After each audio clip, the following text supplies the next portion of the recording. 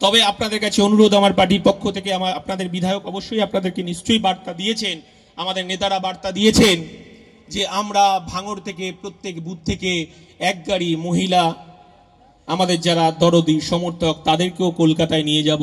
কি গরিব খেটে খাওয়া শ্রমজীবী মানুষেরকে 5 টাকার কলম ধরিয়ে দেওয়ার লড়াই, বোম পিস্তল তুলে দেওয়ার লড়াই নয়। আমরা জানি আপনাদের আমাদের কর্মীদেরকে সজাগ থাকতে হবে। 2026 সাল যত এগিয়ে আসবে তত এই অবজারভার এদের দাপাদাপি বাড়বে, তত কিছু পুলিশের একটা অংশের দাপাদাপি বাড়বে। কিন্তু আমাদের সজাগ ভাবে থাকতে হবে, চোখ কান খোলা রেখে থাকতে হবে, কারণ ভাঙড়ের মাটি দুর্জয় ঘাটি। আপনারা অনেক কাজ করছেন, আরো অনেক মিটিং হবে, আসবো। তবে আপনাদের কাছে অনুরোধ, আমার পার্টির পক্ষ থেকে আপনাদের বিধায়ক অবশ্যই আপনাদেরকে নিশ্চয়ই বার্তা দিয়েছেন, আমাদের নেতারা বার্তা দিয়েছেন যে আমরা ভাঙড় থেকে প্রত্যেক বুথ থেকে এক গাড়ি মহিলা আমাদের যারা দরদি সমর্থক তাদেরকেও কলকাতায় নিয়ে যাব, এবং আমাদের পুরুষদেরও একটা আলাদা গাড়ি হবে, আমরা কলকাতায় যাব। আর এখানে যাওয়ার জন্য তার দায়িত্ব নিতে হবে কলকাতা পুলিশের যারা দায়িত্বে আছেন ভাঙড়ে। সারা রাজ্য থেকে এখন থেকেই আমাদেরকে বলছে যে আমরা কখন যাব, কিভাবে যাব। হাজার হাজার মানুষ, আমরা তোলার টাকায় বিরিয়ানি দিতে পারবো না, জব কার্ডের চুরির টাকায় বিরিয়ানি কিনে দিতে পারবো না। বলছে দাদা শুধু বলুন আমরা কিভাবে আসবো, কোথায় যাব, আমরা বুঝে নেব। কলকাতায় রাত জেগেই আমরা 21শে জানুয়ারি আমরা আবার সফল করব। হ্যাঁ, পশ্চিমবঙ্গের মানুষ একটা বিকল্প চাইছে, ভারতবর্ষের মানুষ একটা বিকল্প চাইছে। আচ্ছা দেখুন, মমতা বন্দ্যোপাধ্যায় মাঝে মধ্যে হিজাব পরে, বোরখা পরেন, তিনি পড়তেই পারেন। এই পাশের পাক সার্কাসে গিয়ে ইফতার পার্টিতে উনি অংশগ্রহণ করেন, ধর্মতলায় গিয়ে উনি আমাদের ঈদের সময় যে নামাজ হয় নামাজে গিয়ে তিনি অনেক দোয়া টোয়া করেন, তাতে কোনো আপত্তি নেই, করুন। কিন্তু আপনি ভাবুন, 294 জন এমএলএর মধ্যে একজন এমএলএ জিতেছেন এবং তিনি সারা ভারতবর্ষের দায়িত্ব নিয়েছেন। তিনি আজকের মঞ্চে থেকে, হ্যাঁ আমরাও বলছি, আপনি এই জীবনতলাতে এইরকম আর একটা রক্তদান শিবির করুন। আপনার বিধানসভার যারা আপনাকে ভোট দিয়েছে তাদেরকে নিয়ে আমি আবার আপনাকে সরকারদা আপনাকে বলছি, সম্মান জানিয়ে বলছি, যদি আজকে রেকর্ড আপনি আপনার বিধানসভার মানুষকে নিয়ে যদি ভাঙতে চান, ভাঙতে পারেন। আমাদের রাজ্য কমিটির সিদ্ধান্ত নিয়ে মালেকদা, আমার দলের চেয়ারম্যান, আপনাদের বিধায়ক নওশাদ সিদ্দিকী, আমি রক্তদান করতে যাব শওকত মোল্লার সেই রক্তদান শিবিরে। হ্যাঁ, ওপেন চ্যালেঞ্জ, আপনাকে ওপেন চ্যালেঞ্জ দিয়ে যাচ্ছি। আমরা লড়াই করছি গরিব খেটে খাওয়া শ্রমজীবী মানুষেরকে 5 টাকার কলম ধরিয়ে দেওয়ার লড়াই, বোম পিস্তল তুলে দেওয়ার লড়াই নয়। আমরা জানি আপনাদের আমাদের কর্মীদেরকে সজাগ থাকতে হবে। 2026 সাল যত এগিয়ে আসবে তত এই অবজারভার এদের দাপাদাপি বাড়বে, তত কিছু পুলিশের একটা অংশের দাপাদাপি বাড়বে। কিন্তু আমাদের সজাগ ভাবে থাকতে হবে, চোখ কান খোলা রেখে থাকতে হবে, কারণ ভাঙড়ের মাটি দুর্জয় ঘাটি। ভারত হচ্ছে পশ্চিমবঙ্গের মডেল, পশ্চিমবঙ্গের মডেল ভারতবর্ষের মডেল।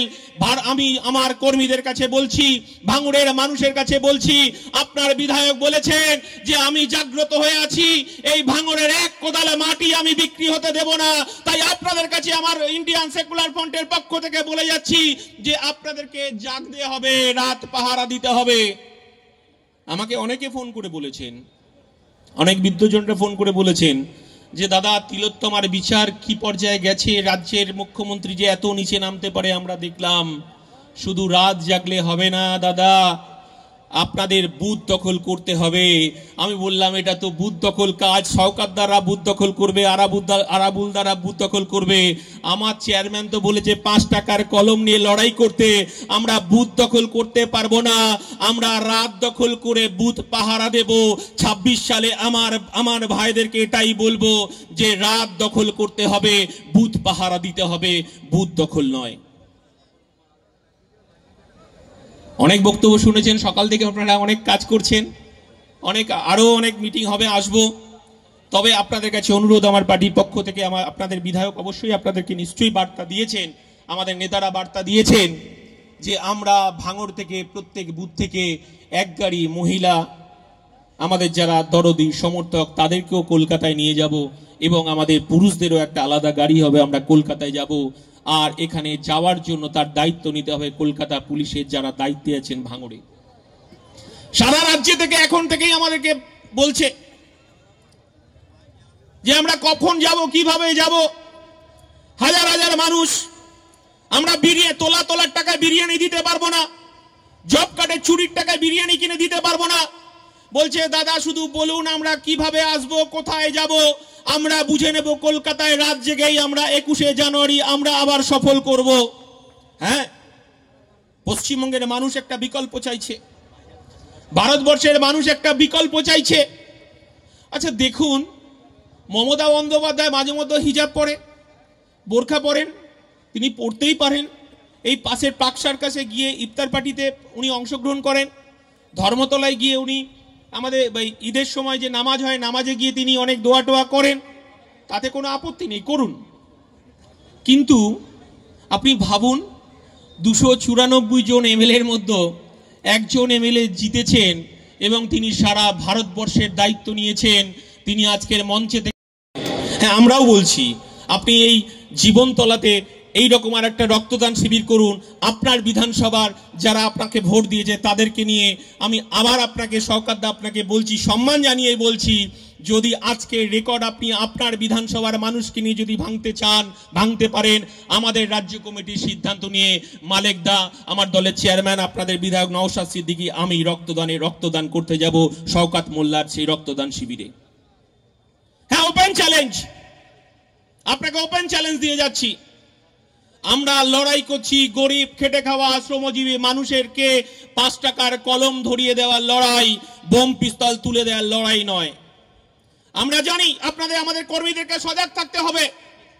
2026 সাল যত এগিয়ে আসবে তত এই অবজারভার এদের দাপাদাপি বাড়বে, তত কিছু পুলিশের একটা অংশের দাপাদাপি বাড়বে। কিন্তু আমাদের সজাগভাবে থাকতে হবে, চোখ কান খোলা রেখে থাকতে হবে। কারণ ভাঙড়ের মাটি দুর্জয় ঘাটি। ভারত হচ্ছে পশ্চিমবঙ্গের মডেল, পশ্চিমবঙ্গের মডেল, ভারতবর্ষের মডেল।